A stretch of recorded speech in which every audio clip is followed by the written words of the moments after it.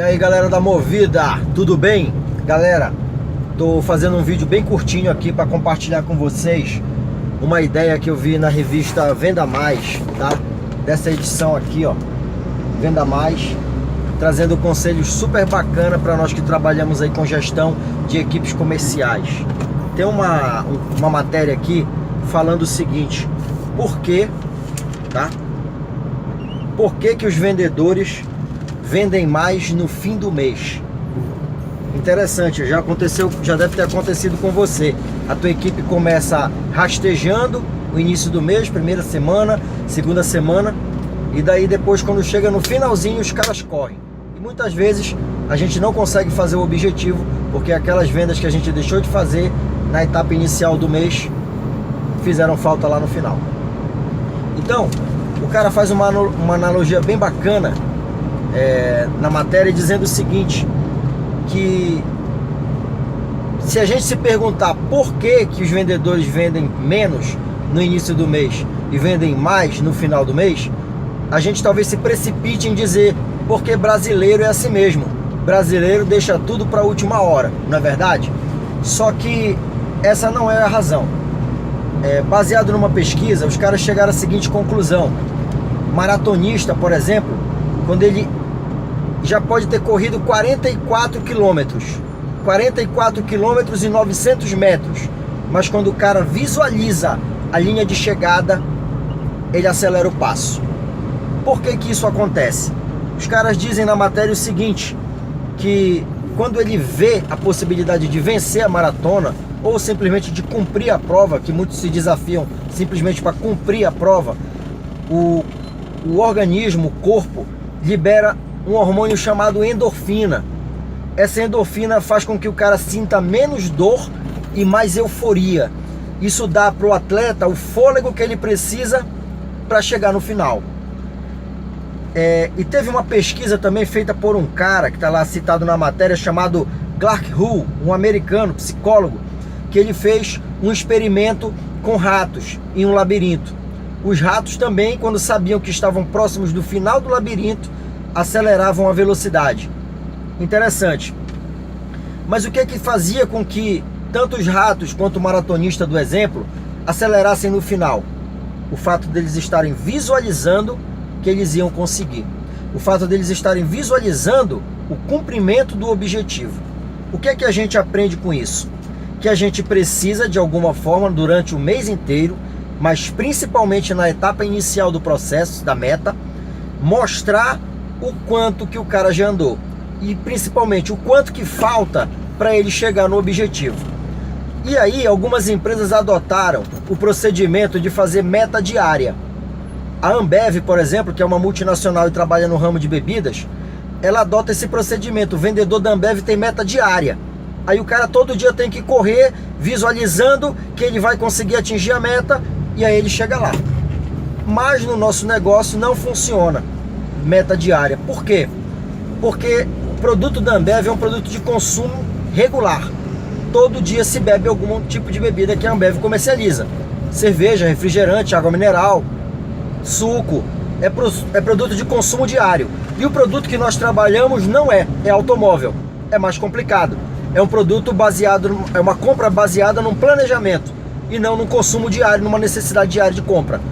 Então, no nosso caso, a recomendação seria estabelecer metas em espaços de tempo maiores, para que não aconteça o seguinte: imprevistos que vão desmotivar o cara a não conseguir fazer uma venda todo dia. E o cara recomenda também que, no nosso caso, no tipo de produto que a gente trabalha, a gente não estabeleça meta diária por um outro motivo, porque senão o cara começa a desenvolver a chamada desesperança aprendida. O cara acredita que vai fazer uma venda hoje, acontece um imprevisto, ele não faz. Aí ele acredita que vai fazer 2 amanhã, não faz. Ou pelo menos uma, e não faz. E aí às vezes o cara passa uma semana realmente sem faturar nada, sem vender nenhum carro. E aí ele vai criar esse comportamento chamado desesperança aprendida, que vai jogar o cara para baixo e ele vai deixar de acreditar que ele realmente pode vender um carro por dia.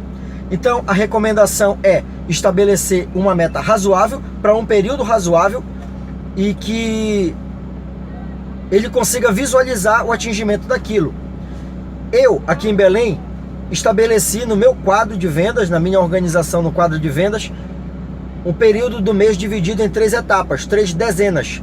A primeira do dia 1º ao dia 10, do dia 11 ao dia 20 e do dia 21 ao dia 30. Eu consigo fazer com que a equipe visualize naquela dezena que a meta do cara, por exemplo, é de 3 vendas. 3 na segunda e 4 na terceira. Dá para visualizar que é possível atingir. E ele também, quando faz o primeiro carro, ele sabe que naquela dezena faltam só 2.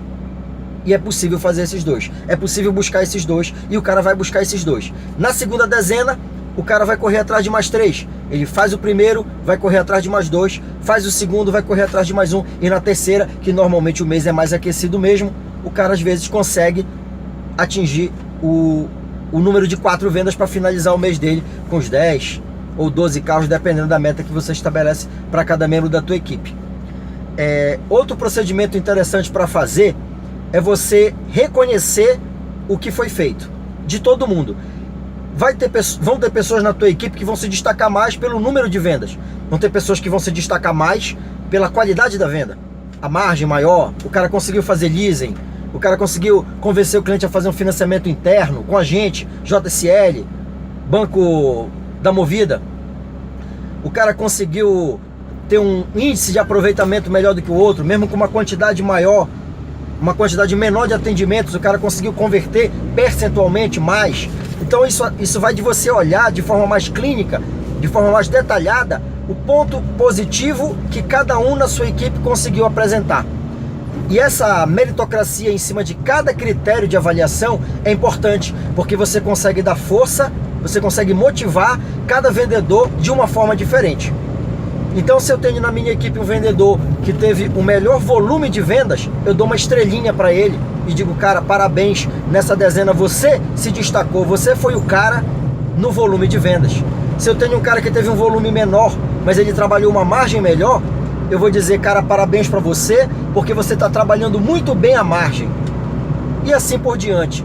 Ou seja, dá uma estrelinha, dá um incentivo para cada um em algo positivo que você com certeza vai conseguir enxergar em cada um. Até porque, cara, se eu não tiver na minha equipe um vendedor que seja bom em alguma coisa, esse cara não deveria estar mais trabalhando comigo.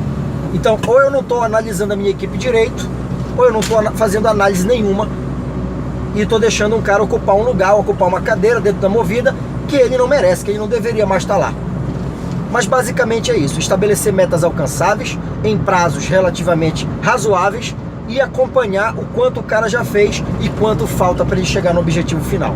Se a gente fizer dessa forma, eu acredito que a gente vai ter excelentes resultados. É uma recomendação baseada na opinião de especialistas do ramo, caras que fazem a diferença, que fazem acontecer. Espero que eu tenha contribuído para o seu resultado, espero que eu tenha contribuído para a tua gestão.